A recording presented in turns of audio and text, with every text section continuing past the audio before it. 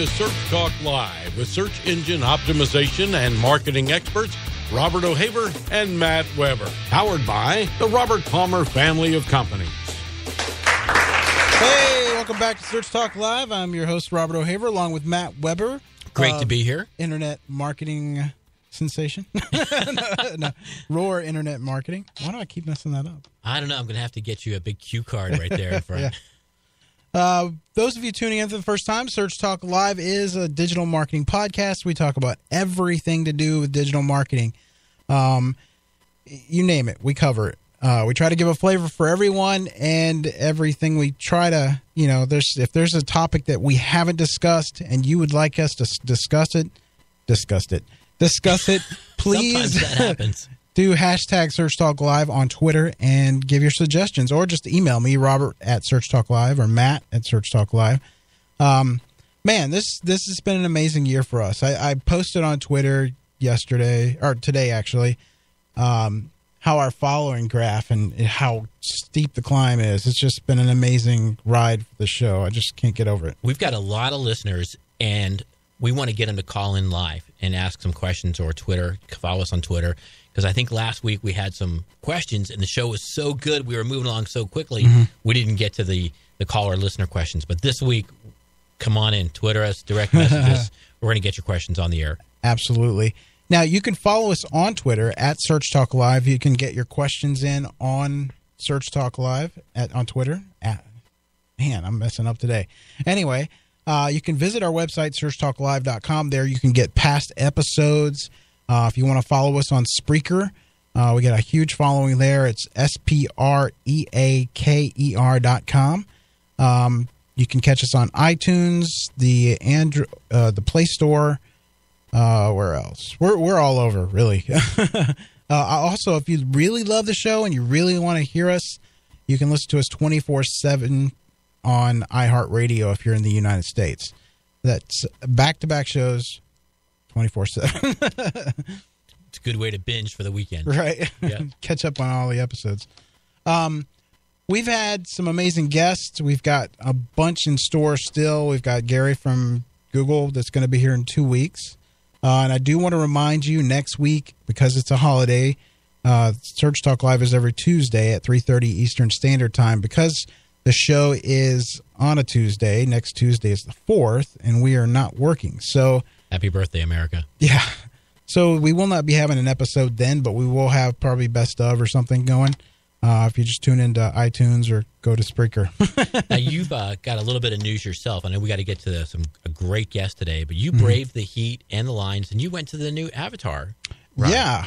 That those of you that have not been on Avatar or been to Disney or Disney World, I highly, highly, highly recommend you go ride. Yeah, then go to the new Avatar world they have there. I've ridden many rides in my lifetime, and I have to say this is one of the absolute best. Yeah, that's a big statement coming from you because you're a theme park connoisseur. Yeah. I'm more roller coaster type of guy, but this thing was just amazing. Wow. Yeah. Yeah, and I was going to wait for the line to subside, but I think I'm going to change my plans after hearing you. It's worth the wait in line. I'd probably wait in line twice, and I only waited. They said it was 120 minutes, but it was only an hour that I waited. But I would probably ride it twice just to. Wow. Yeah. Well, we got a guest that people wait in line to hear today. Yeah. Our guest today is well diverse in our industry, and hang on, I want to make sure I pronounce your name right. Hold on a second. I don't have it up. All right. Garrett. I should have asked him this before the show, but I don't want to mess it up. But Garrett Mehrguth, is that correct? That's pretty close. That's pretty close. Yeah. How are you guys doing today? Good. And you're with Directive Consulting, correct? Yeah, Directive Consulting. Exactly. Garrett, good to have you here. Hey, thanks for having me, guys. Looking forward to being on the show.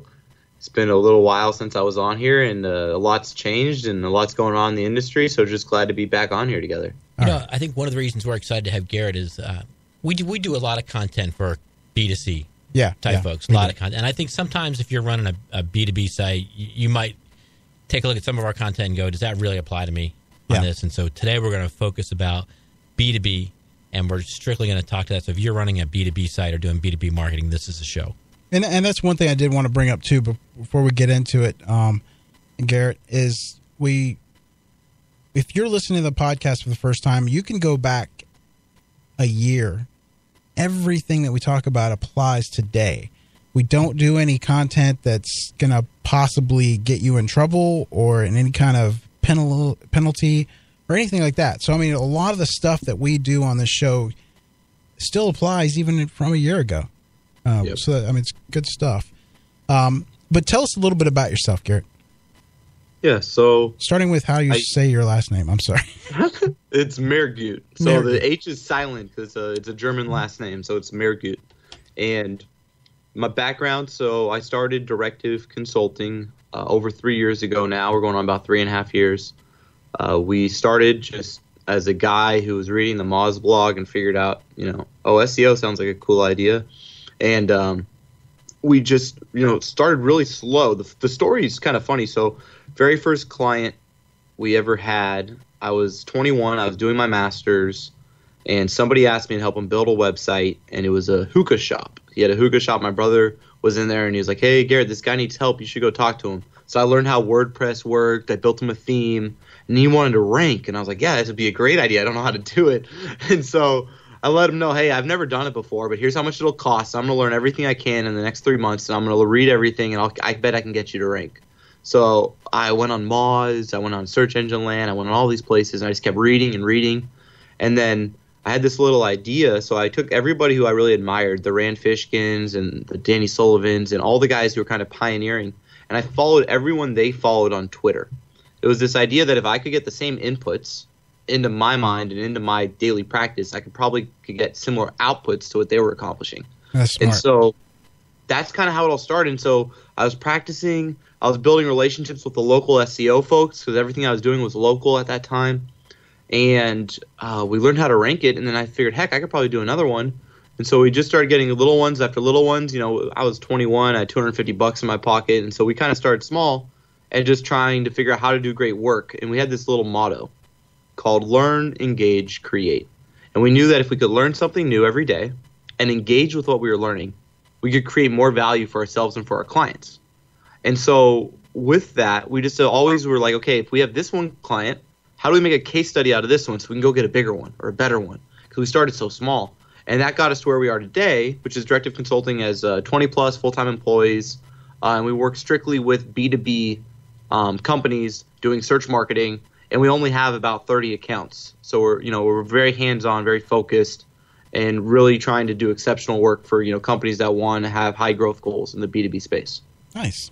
Now, do you limit yourself on clients? I mean, like, if you had 50 more clients tomorrow, I mean, would you take those on? I mean, obviously if they were good clients, but no, I don't. I couldn't take 50 because we limit our team. So every 3 full-time employees only works on up to 8 accounts and usually 6. So we have a lot of hands-on and a lot of attention here. So it's a totally different model than most agencies. So I don't have, one SEO guy working on 20 accounts. He's only working on 6 or 8 at the max. Nice. That's good. What did you see as the shift when you decided to go all B2B? What did you see as the opportunity? What did you see people not doing to rank for B2B content? Well, it wasn't even so much where the industry was going so much as, so I was reading a book called Sticky Branding, and I was reading just a ton of things on branding and positioning in general. And I think everybody, when they start an SEO firm, they see Distilled, they see Seer, they see Portent, they see these large industry leaders, and they think, okay, I want to be that, right? And those guys don't have a niche so much as maybe they have a recognition, but they don't have a stated niche so much as that they do search marketing for larger clients, whether that's airlines or whether that's a hotel or a fashion brand. They're very diverse. I wanted to have something that was a little stickier, I guess, with our branding, and so I went through all our form fills, and then I looked through all the clients that have been with us the longest, who are paying us the most, who were the most happy, and I had all these case studies, and all of my case studies and all my happiest clients and all my best clients were all B2B. So I said, heck, let's just get more of those. Let's reposition ourselves. Let's become the best B2B search agency in the market, and then let's go from there. Okay. Nice. And as your execution has evolved, tell us a little bit about what are some search strategies that seem to work well in the B2B world that might not get the same level of recognition in the B2C world? Yeah, so what's working in the B2B world, I think, is working exactly the same in the B2C world. It's just thought of differently. So I can unpack that a little bit. But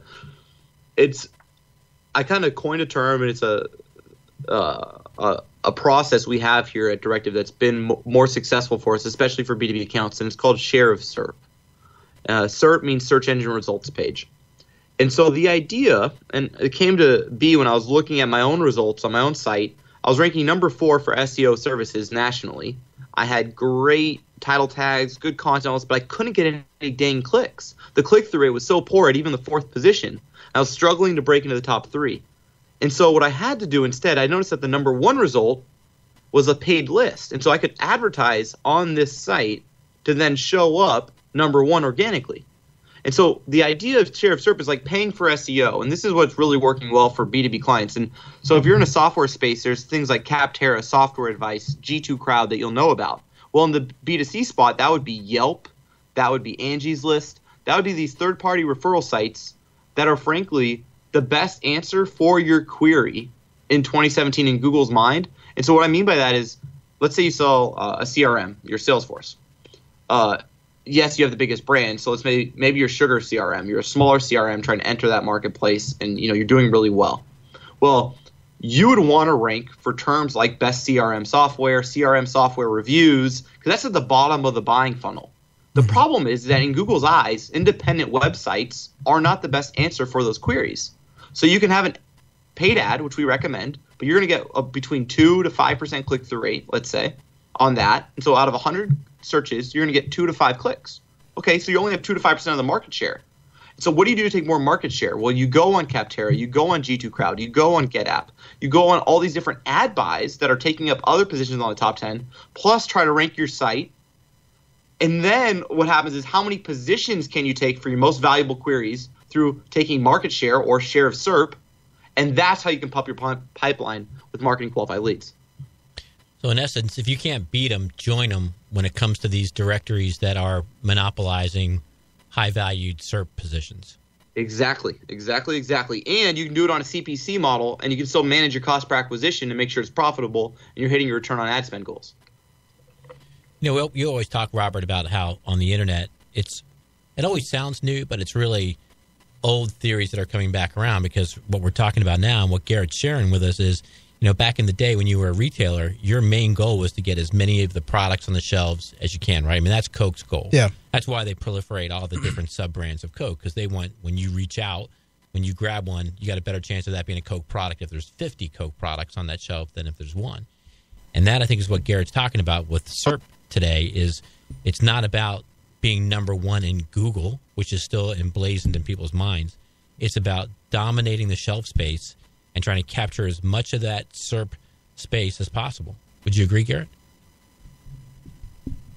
I would entirely agree, and I struggle with so much. I still do such dumb things with my own marketing because these fallacies believe that somehow more organic traffic equals more leads or more revenue, and it's just not true. And that's the sad part, is that somehow we think we have to go more instead of higher quality and more personalization, better segmentation, and better just value instead of more volume. And that's something I'm struggling with every day in my own head as I see people like HubSpot put out 30 blogs a week. And I'm thinking, okay, no wonder they have so much traffic. But see, if you replicate that same volume, I don't think the data proves that you're going to have similar results because you don't have the same built-in audience they have.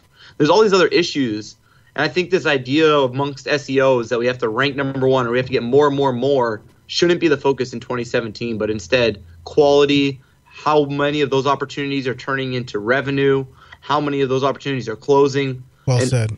Those types of conversations are what matters for B2B companies, and what makes Directive Consulting incredibly unique is that way we're offering that value and that perspective, because it isn't about more anymore.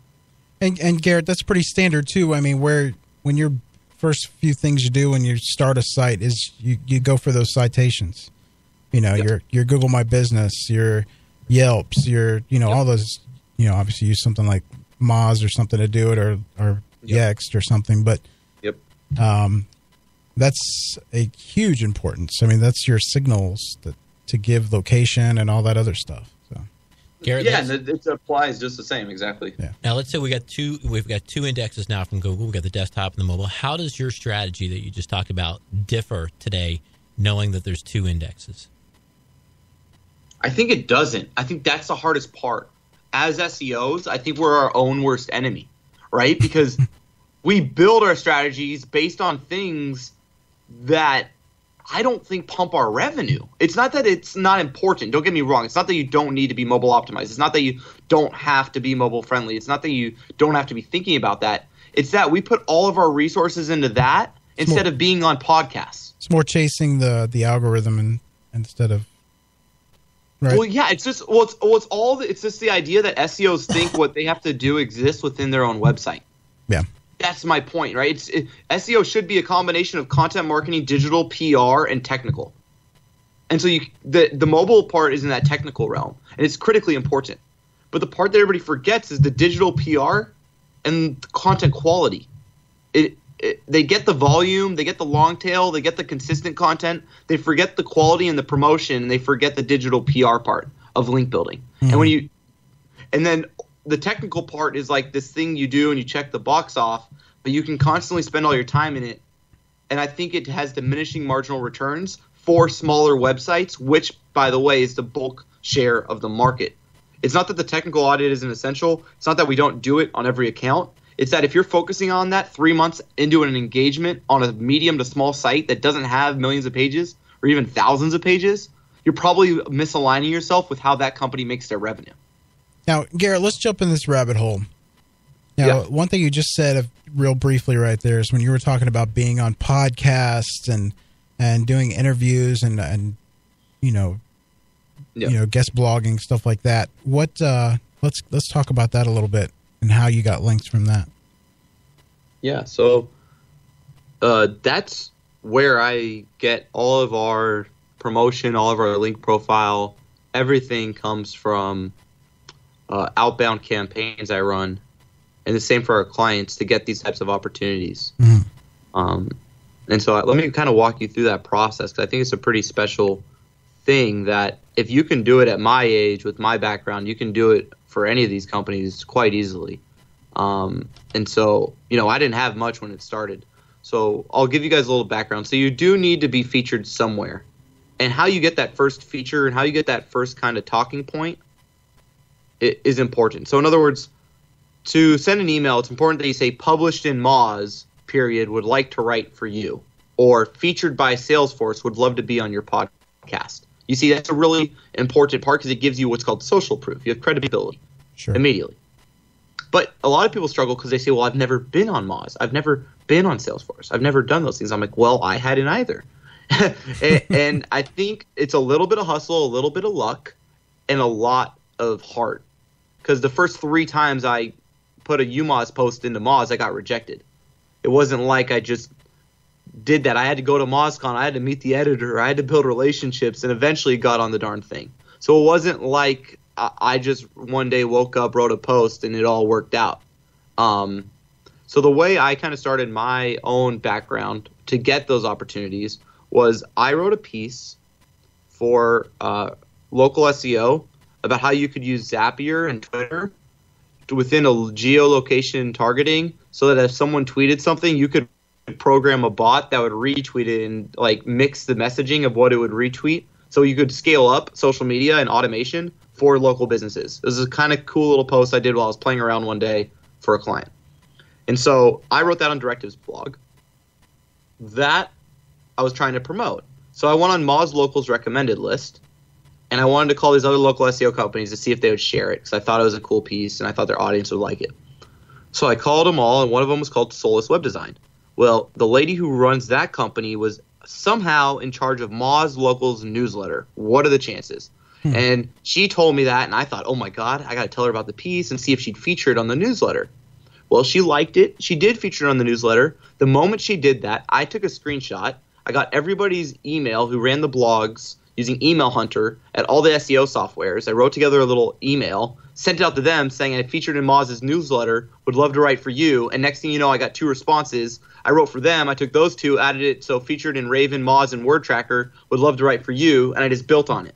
So it's a little bit of hustle and luck, but once you have that first feature, you got to know how to leverage that. Make sense? Yeah, absolutely. Yeah, I think it's a really interesting concept to share with listeners, that the digital PR aspect of link building can be probably more beneficial than the traditional link building that we think of for the B2B space. Hugely. Well, because here's the thing, right? You have intrinsic value outside of just the darn link when you do it this way. Right there, you essentially, in your end customer's mind, you get to associate a stronger brand than your own with yourself. In other words, if I'm on Salesforce's blog, I have credibility that I didn't have without them because they have more credibility than I do. Sure. That's leverageable across sales, across content, across your website and your branding. That's leverageable, and not in that cheeky, like, featured in Huffington Post way, but in a real way. You get what I'm saying? Like, that's real PR. And so let me talk to you guys about how we do that in a really, like, step-by-step way so the listeners can figure out how to ramp up their own campaigns. Okay. So step 1 is you have to know what your audience reads. So what I've learned is writing for Moz is actually not as beneficial as Salesforce, because Moz would be my practitioners while Salesforce would be my buyers. Right. Make sense? Mm-hmm. And so what happens is when you write for Moz, you usually end up writing how-to. When you write for Salesforce, you're going to hopefully write why you need to. In other words, why you need to be doing link building for your B2B company is far more valuable for the company that offers link building than how to do link building in 15 steps. Right. That makes sense? Yeah, Mm-hmm. totally. Yeah, absolutely. And so it was critical. I didn't know that, by the way, for like 3 years. So it's not, for whatever reason, I don't think it's as obvious as we sometimes believe. And so we have to find new audiences. So what I did, and this is my way of figuring it out, I went to Marketo's website and I found all the people who sponsor Marketo's conference. I then used import.io and a VA, and I scraped all those URLs who were all the companies that sponsor Marketo, because I know that all of my target market uses Marketo. So these other companies have that same opinion, and so their audience is my audience. And so if I could not only write for Marketo, but all the people who are sponsoring at Marketo's conference, which is a large conference, I would have access to the entire B2B market. Make sense? Damn. Fantastic. Okay. So I had import.io, I exported all that data, and then I had a VA go in and using Email Hunter and LinkedIn, I find out who the person is by searching blog or something like that within the LinkedIn company profile or editor or content to figure out who runs each of the company's blog. I get their email. Okay. So now I have a list of, let's say, 100 target guest posting opportunities that fit with my target audience. Make sense? Yeah, absolutely. Okay. So from there, you have that CSV file. I use a tool called Pitchbox. So I take that data into Pitchbox, which is like an outreach.io, or just it's an outbound email cadencing tool. Mm-hmm. I like it better than BuzzStream. Now, everybody's different, but Pitchbox and BuzzStream are the 2 big players in that space. And I use Pitchbox by writing a sequence. And in that sequence, and we wrote a post, by the way, it's called How We Increased Our Email Reply Rates from 8 to 30-something%, and we published it on Moz. So that's out there. By the way, on that guest post, great feedback, never got a lead. So remember, writing to practitioners doesn't necessarily mean leads, no matter how many shares and comments you get. Okay? And so that's an important part here, because we need to get away from the fact that that Moz thing was valuable because of the link. Links do not equal actual revenue. There's never been a correlation between links and revenue. Now, yes, it does help my organic rankings, which then, as a byproduct, influence my overall lead volume, which then I could say influenced my revenue. Cool. But I'd rather get more direct if we can.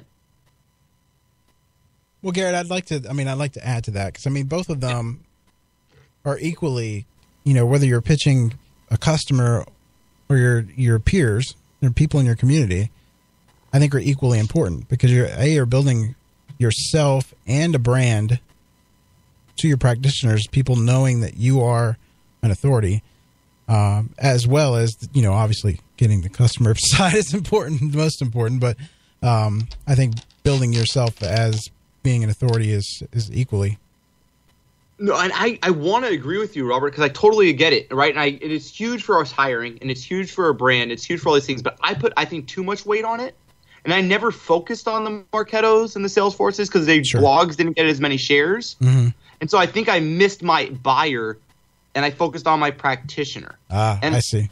That's why I'm just saying that it's not that I don't want to devalue what we're doing or what other people are doing. That's not it, or even what like being on this show, why that's so important. Because it's true, like we hired some of our best talent from people who listen to this show and who apply here and want to work here. Yeah. So it's not that this isn't critical.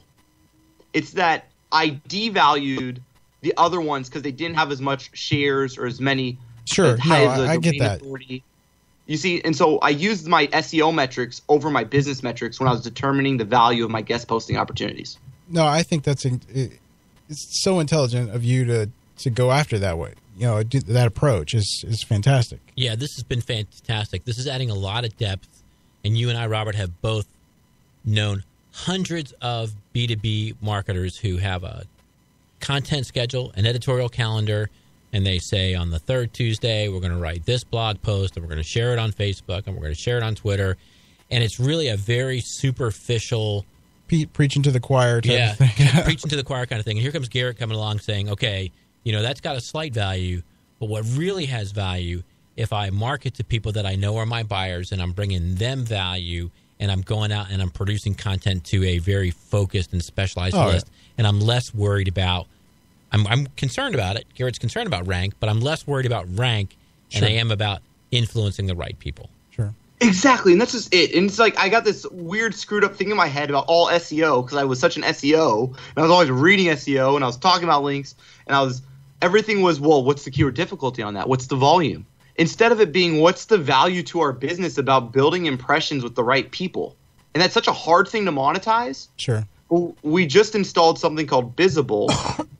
And Visible lets us do full attribution across all of our channels now directly into our opportunities in Salesforce. So I can see the value now of that display ad, even though it was the last click. And so it can help me put the value on doing the podcast, help me put the value as an analytical person on doing all this top of funnel work that I think we so often devalue as search marketers. So the first thing we've got to get people out of the mindset of is we've got to get people out of the mindset of last click attribution. Yeah, and we have to get out of the mindset that we're SEOs because nobody hires us.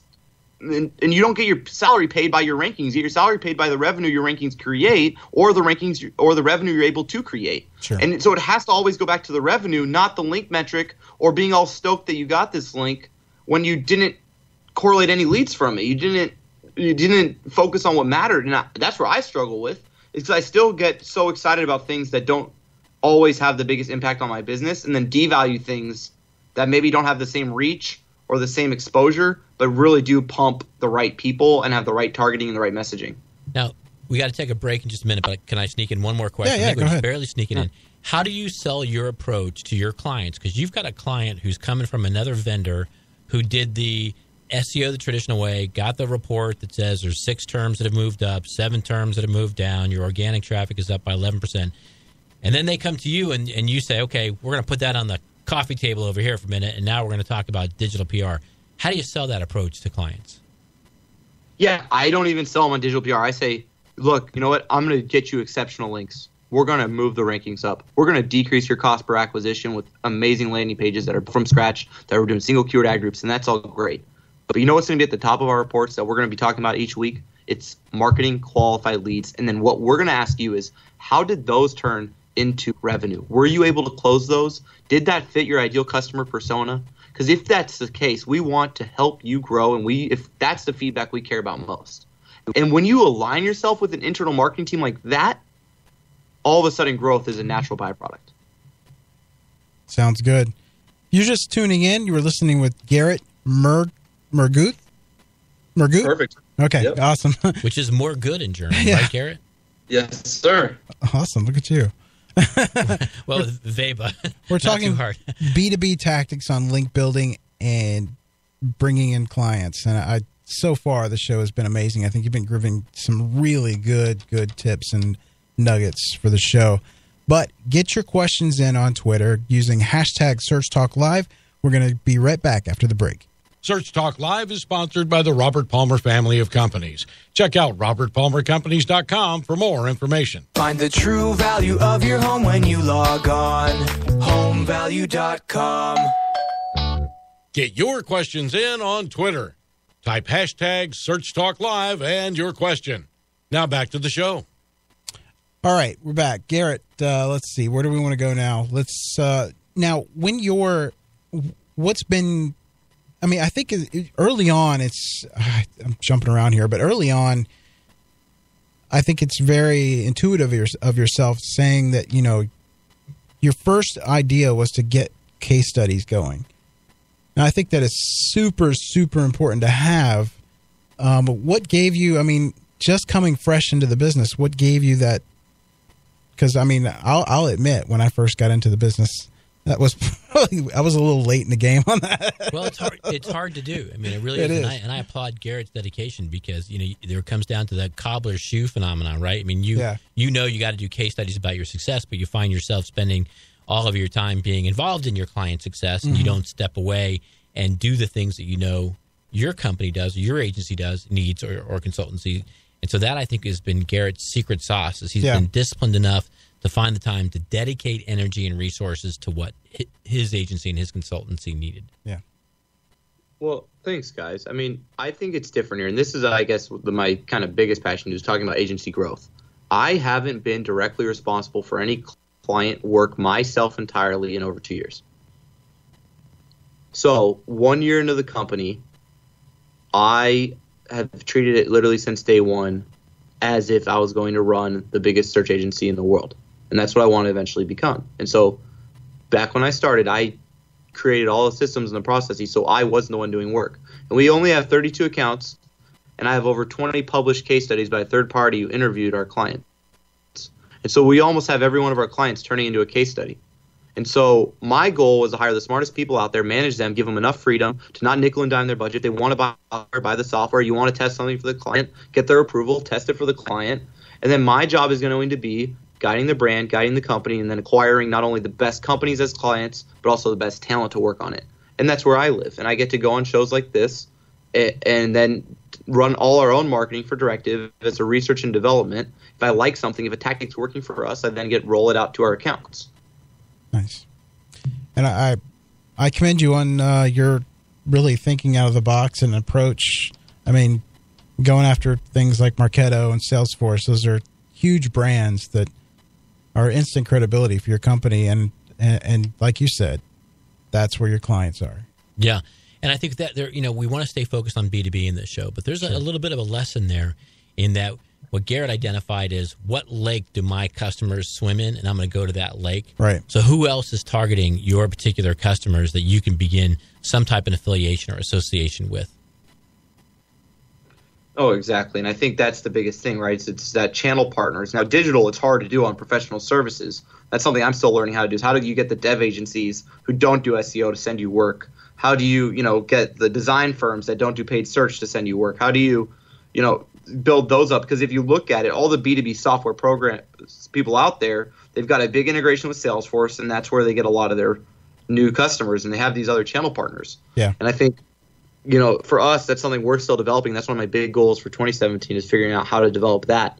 But you're right. I think you have to figure out what lane your customer swims in and then be active on that. And then look at a search engine results page. Put yourself in your buyer's shoe and say, what would you do if you were looking for ERP software? Would you search a brand name? Probably not. Not if you didn't know one. So if that person is open in the market and they're searching best ERP software and your site's number 8 and you got a 0.0002% click-through rate, who cares that you're in the top 10? Doesn't add any value. There's no click. There's no traffic. And if you have a 2% conversion rate, you got to get 100 clicks. Are you going to get 100 clicks at the number 8 position? No, never. You won't. And you can't break that because in Google's mind, you're not the best answer for that query. So you have to learn how to play outside your own site if you want to be competitive now. Yeah, I think what's really so good is the fact that you're exploring places that other, consultancies or agencies that really aren't going after. So you're really standing out in the crowd, instead of being where everybody else is, Yeah. Well, it's scary, Robert. You have to tell them essentially that what they're trying to hire you for isn't going to work. Right. Isn't that the crazy part? You're an SEO firm that's saying, hey, rankings aren't really that important. We got to focus on your marketing qualified leads. I mean, you're almost shooting yourself in the foot if you don't present it right. And so that's why they're not doing it. Mm-hmm. This is great advice for B2B folks, because think about a lot of the folks listening who run B2C sites and have kind of already figured this out. If you're an SEO for a hotel, are you going to rank number one for Family Hotel Orlando? Never. Not going to happen. Nope. So you got to start thinking outside of the box, because if you spend all of your energy trying to rank highly for Family Hotel Orlando, you're going nowhere on that. So you got to take the strategy that Garrett's espousing here and think about digital PR and think about monopolizing other assets on that search engine results page. Yeah, absolutely. I mean, I just think it's I don't know what to say. I just think that it's an amazing approach, because there's the majority of the consultancies or agencies out there, they fall into this mold. Let's do what these guys are doing. Right. Garrett is kind of out of the box thinking and saying, You took a left-hand turn and paid off. Exactly. Yeah. Hey, Garrett, we may send shivers at people who use a lot of marketing automation, but let's talk a little bit about cadence and marketing automation, because one of the things that you believe in is it's not the routine, right? It's not following the predetermined schedule in your marketing automation. It's really finding out what is the schedule that your prospect follows. And I think so many people have picked up that Infusionsoft or that HubSpot, and it's like, okay, 2 days after this event, this happens, and 3 days after this event, that happens. But you're not a fan of that. Well, it's not. Okay, so it's hard, right? It's so hard. So here, okay, so I've been living in this marketing automation space now. And so what I've been trying to figure out is how to do it better and just different. And first off, I never leave something to automation if I could do it personally. In other words, if I've got a hot lead, I don't put them in automation. I write them a personal letter. I get on a call with them. I do a personal audit, and I'm going to earn that person's business. So I don't believe in automation when it comes to earning high-value contracts, because that to me is asinine. It doesn't even make sense. But when I'm running my ebook campaign, which has been absolutely killing it, I've got a 33% conversion on LinkedIn right now for an ebook, and that's with my target market. I know their titles. I know their company sizes. That, if I can't get their phone number, is going to go into an automation, but the automation is going to be around getting that meeting, and it's going to have different types of triggers and letters. But what I'm doing differently in all my automation, and even now in my guest posts, guys, in my outreach, and in everything I'm doing, is I'm doing video. And so what I do is I bought an HD camera, not to use my FaceTime camera on my MacBook, but I bought one that I use. And with the HD camera, every campaign I'm doing now has multiple steps, especially my outbound, and it's all on video in a personal way. So what I mean by that is, like, after I've sent them that first email automation that goes out an hour after they fill out the ebook, let's say, the second email is a video or a case study that's relevant to that vertical, talking about, or a video talking about how we're going to help you, who I am as a person, put a name to a face, help me really connect with them. Same for guest posting. Hey, look, yes, I've wrote for these places, but you don't know who I am as a person. Let me tell you what I'm about, so you know what kind of quality you're going to get if I come on your podcast or if I write for your blog. And so I'm using video, even without any cuts. I'm not a video producer, just with a nice microphone, a good camera on my monitor, and then just throwing it in an iMovie to make sure the cuts, that it just is smooth. It's just a personal video. I host it on Acquisio, and I connect it to my campaigns, and I'm seeing a heck of a lot better response, like 30+ response rate on all my guest post pitches. Wow. With using video and all these other things that are completely cold, because I'm connecting and I'm differentiating how many people are using video, like in the actual body of the email consistently. Yeah. There's a lot you can do if you just start taking the time to make it real. Yeah. Stop looking for shortcuts. And yeah, there's a left-hand turn on the trend too, because there's certainly a body of people out there that say video is less effective than it was a couple years ago because so many people are reading their emails on mobile, and they're less likely to play the video on mobile than they are on desktop. But you're not getting that response, are you, Garrett?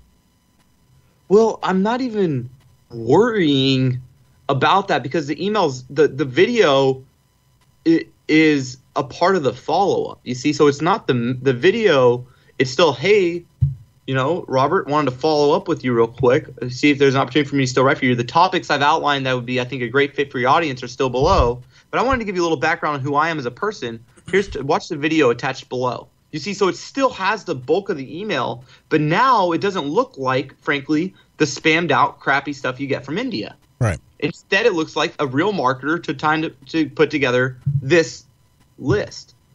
And so, I think that, to me, is cool. And the other thing that we're doing right now that's been really, really successful, actually, and I was kind of like wondering how it would do, is we took all of our outbound email prospects, so like just cold prospects that we know we want to target at select accounts. Anybody who didn't respond to our cadence, I wrote a new cadence to invite them to my monthly newsletter that I'm going to be starting called B2B Insights. It's once a month, and it's me doing a full walkthrough of a tactic with the results that we did for a client and how they could execute it for themselves, and then a webinar after it. And all they have to do is to opt in is reply, add me.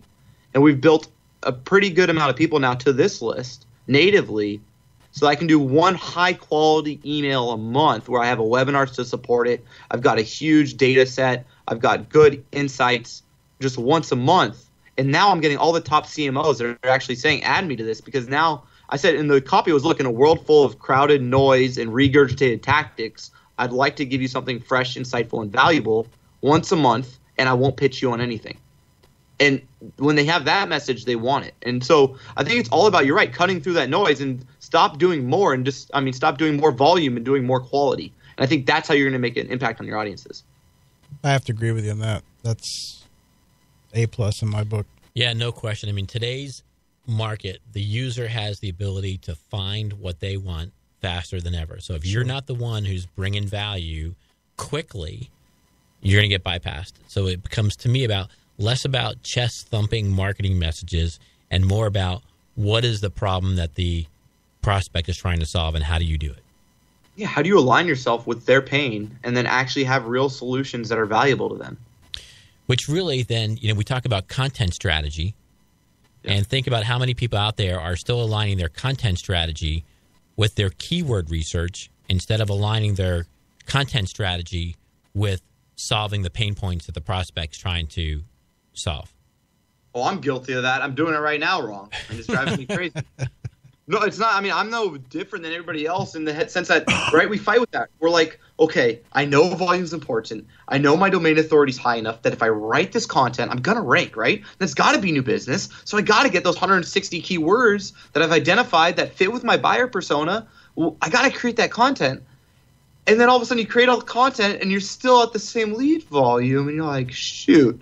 Do you have trouble sleeping at night? No, I'm kidding. Yeah, I do. I go crazy, man. I'm just trying to figure this stuff out. And I think that's the crazy part is I think anytime you go to your search engine optimization like default settings, I think that's when you're hurting yourself in 2017. Great stuff. Hey, Garrett, tell us about, you've mentioned some great tools that you have in your tool belt. Give us your 3 tools that you cannot live without as a B2B SEO specialist. What are the 3 tools you wouldn't let anybody pry out of your cold dead hands? Just as an SEO specialist, correct? We're going to be Yep. Okay. Majestic, I like because they have such a large data set. Yeah. Moz Explorer, because I actually trust their data. Like Moz Keyword Explorer. Mm-hmm. SEMrush and Pitchbox. I know those 4, but No Screaming Frog? SEMrush and Pitchbox. I know those 4. No Screaming Frog? It's cool. I mean, I use that all the time. I'm only out of 3, Screaming Frog I can probably replace with like Moz redid their crawler. It's pretty decent. Yeah. I use Screaming Frog every day though too. So I have to, but a lot of the stuff you find on these, there's a lot of billions of tools that'll crawl a site and point out the issues. It's hard to There's get not married one to that, one. Yeah. None of them will make you rank for you. I think that's what people forget. You still have to do great digital PR, great content, and great technical. Yeah, if they had a tool that created the content, well, we'd be out of work. Promoted it. Quality, Right, we'd be washing cars. All right, good let's see. Now, there was a couple things. Let's see. So what is your approach? Like, let's say a company comes to you, Okay. and now let's say they want not only they want you to, I guess, build links, but kind of a, a PR management type of thing, kind of like what is it called? I can't think of the name. Crisis management? No, reputation management. Reputation management. That's a different animal. Yeah, I don't even take their money anymore. I'm over those. Yeah. I don't want to do it.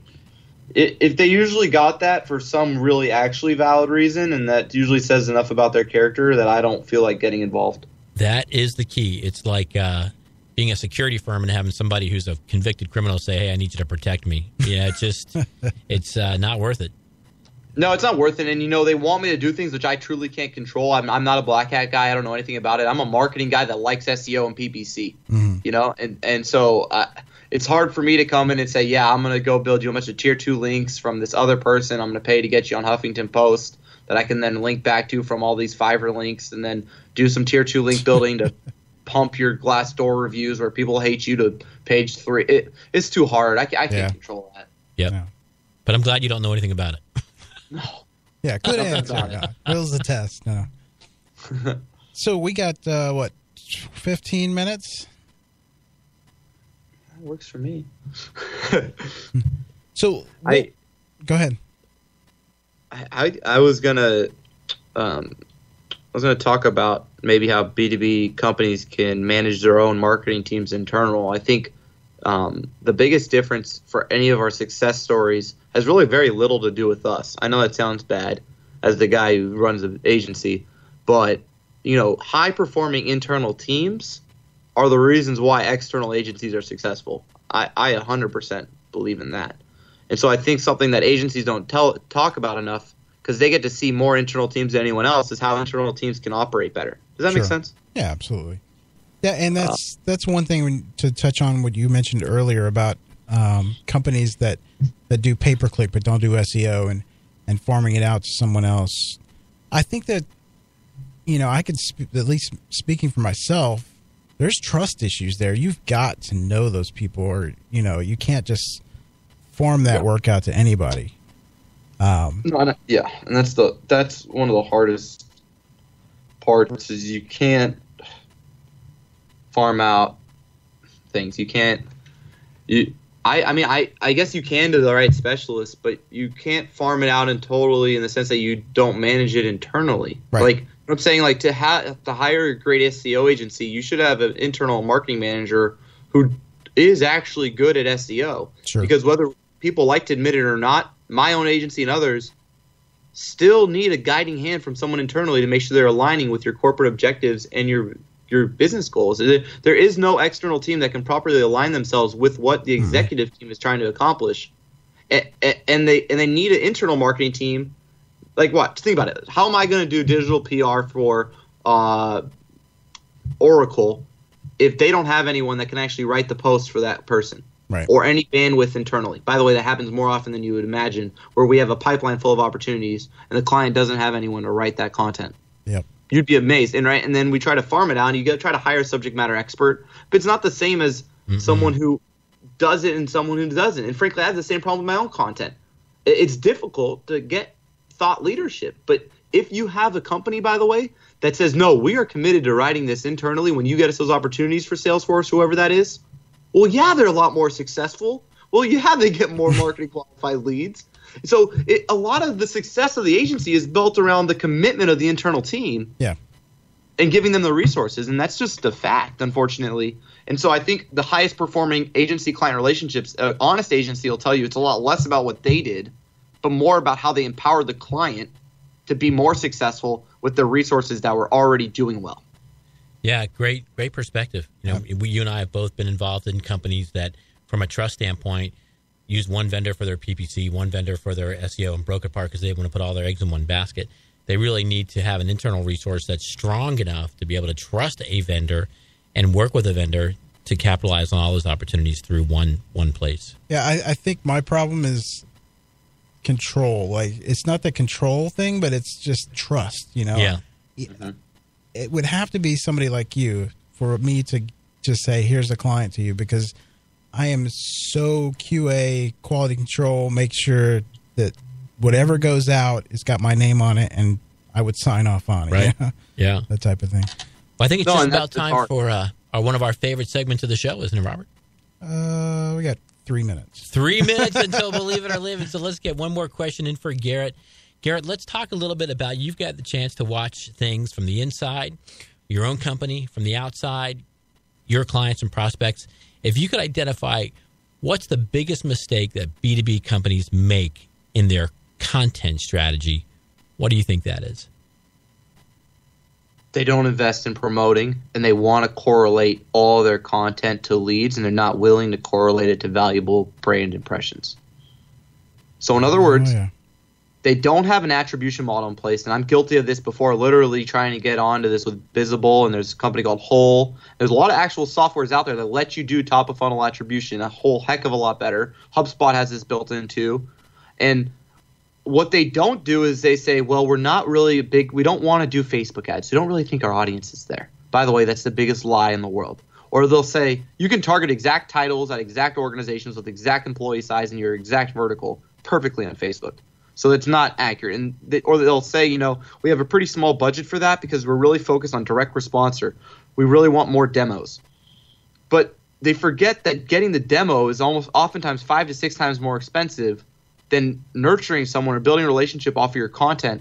And what's the point of creating all that content if no one reads it?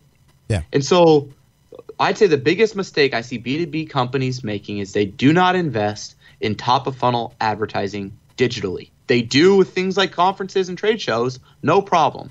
But when it comes to wanting to do it digitally, somehow it doesn't make sense. And I know I'm guilty of it because it doesn't if you just look at the last click. When you look at your ROI, you say, well, yeah, we spent $2,000 on Facebook and I didn't get any leads. Must not be worth it. But then you don't see the view-through conversions of people who saw your ad. Then that same week, we're searching for an agency, and then you got the click on your ad because they knew who you were, and then you closed that deal because they liked the content you wrote, and then they don't get the full picture, so they devalue content because it doesn't result in direct conversions. And the same with social. And I think that's a horrible mistake for B2B companies. Yeah, good stuff. It's that addiction to the last click attribution. Yep. Oh, it's a complete addiction to it, and it's horrible. Yeah, but I see that going away with programmatic advertising, stuff like that, where you get the full top of the funnel to the end attribution, which is... Well, yeah, and look at Google data. I think Google's taken a lot of efforts to try to train people to not be dependent on last click attribution. They get it, right? They know sooner or later if you continue to follow last click attribution, results are going to fall. If results fall, you're going to lose your dependency on Google. So they have to train you to not be dependent on that. And they're doing a lot in that. Yeah. New tools, new data visualization in AdWords, for example, new data visualization in analytics, all designed to get you to look at the bigger picture than last click. Yeah. You are so right. I just want to follow up before we get off of this because this is the fact. Google knows that it's a bidding structure, it's an auction on search ads. Eventually, you cannot advertise only on that channel because your cost per acquisition will become unprofitable due to competition every time a new person enters that market, then rises up the bid. And they know that, and they're going to eventually lose their own revenue from that. So that's why they're focusing on all these things, is because you truthfully cannot only rely on the bottom because every day your margin decreases oftentimes more than you can raise your rates by. Yep, no question. Speaking of paid advertising, did you see the Google got fined $2.5 billion by, was it the UK? It was in the EU somewhere. I'm not exactly sure, yeah. $2.5 billion for monopolizing their own brand against the competition. I mean, against other brands, which was crazy. I wonder if they can afford it.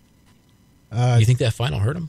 I was reading they have $96 billion in cash. Just so that's like 2%. Yeah, less than 2%. Wow. Well, let's take a look at Believe It or Leave It. Garrett, we're going to give you 3 statements that we've seen on the internet, and we're going to ask you to tell our audience whether they should believe it or whether they should leave it. Are you ready? I'm ready. Okay, number 1. With Microsoft's purchase of LinkedIn, LinkedIn will ultimately turn into the premier B2B services directory. Believe it or leave it? Maybe? You can't split hairs there, Gary. You got to land on one. Yeah, I always thought LinkedIn was leave it. undervalued. Leave it. I did too. I thought it. LinkedIn was just an underappreciated asset. Yeah. So you say, Garrett, I'm sorry, you say. Leave it. I don't believe it. I leave it. Yeah, because, I think the side of your argument is Microsoft has not been able to make a dent in the non-product space. Yeah. Yeah, I haven't seen them do anything that successfully outside of what they're already great at. So I leave it. Okay. All right. Live video chat will replace chat functionality as the go-to CTA for B2B websites. They'll try. It'll be like push notifications and fail. Leave it. Leave it. All right. Wow, he's on a leave it roll that's a hot here. one. He's on a leave it roll. Last one. Believe it or leave it. With Google's emphasis on Google My Business, shopping campaign ads, and other consumer-based efforts, those are distinct signs that Google is abandoning the B2B space. Believe it or leave it. Leave it. What's going to happen is B2B companies are going to change, and you're going to be able to do distribution, bulk order, and wholesale all digitally through e-commerce, and everything's going to change, and the PO is going to die. And so I would leave that and say that Google isn't abandoning them, but B2B companies are going to catch up, and everything's going to go digital. Wow, so you see a turn here where we eliminate the middleman. It will become eliminated. There's no doubt in my mind. Wow, very interesting, just like what's happening in the hotel space. Yeah, he's pretty quick on an answer. Did you see that? I think he's got 3 strong leave it convictions there. Yeah, absolutely. Good stuff, Garrett. Well, thanks, guys. It has already been almost an hour. Now can we squeeze in our tattoo? Oh, yeah. All right, Garrett. Listeners are looking for a new tattoo this week, so they need your best, most succinct B2B marketing advice that they're going to put on their Search Talk Live tattoo. Got to be tattooable. Get more reviews than your top competitor, and that's your number one goal. So if you are a HR software and your competitor has 100 reviews on Capterra or G2 Crowd and they rank number one for every keyword, and you've got 5 reviews, you have to get more reviews and focus on your product or your service and have more high-quality reviews than them so your sales team can leverage it, so you increase your marketing qualified leads, and you gain traffic where it matters most, and you can use social proof at every stage of the funnel. So the number one tip is to get more social proof, get more case studies, get more reviews, get more proof than your competitors so you can close more deals. Nice. Great Good job, tattoo. Garrett. I Get more appreciate reviews. I appreciate you being on the show. It's been fantastic. I think it's been a great show. And thanks for being on. Hey, thanks, Robert. Thanks, guys. Appreciate it. Hey, now, if people want to reach you on Twitter, where can they do that? At G Mehrguth. So at GMEHRGUTH, or search Garrett Mehrguth, or follow us at Directive Consulting. So that's at Directive Agency on Twitter, at Directive Agency. Nice. Awesome. Thanks again. Thank you, guys. Have a great Thanks, one. Garrett. All right. It's been Have a great rest of the week. Those of you tuning in, thank you so much for your support. Like I tweeted out earlier today, the following is just amazing, and I want to thank you all for supporting the show, listening to the show, sharing it with your friends, telling others about it, all that great stuff. Be sure and follow us on Twitter. That's at searchtalklive.com. I'm sorry, no, at searchtalklive. Go to searchtalklive.com to visit previous episodes, to listen to previous episodes, and sign up for our newsletter. And don't forget, next week, we've got not a live show next week. It'll be a best of. But coming back the following week, we're going to talk about webmaster trends and things that are happening in search, and talking to a webmaster trend specialist. Yes. Gary Ilias of Google will be on the show, which I think if you have your questions about search, please get them into me by email. I've got some really good ones I'm going to throw at him and see what he comes up with. Again, thank you for your support. We'll see you in 2 weeks. Thanks Bye-bye. for listening, everybody. Search Talk Live is sponsored by the Robert Palmer family of companies. Find the true value of your home when you log on. HomeValue.com. If you have questions for Search Talk Live, or you're interested in being a guest or a sponsor of the show, email Robert at searchtalklive.com. That's searchtalklive.com.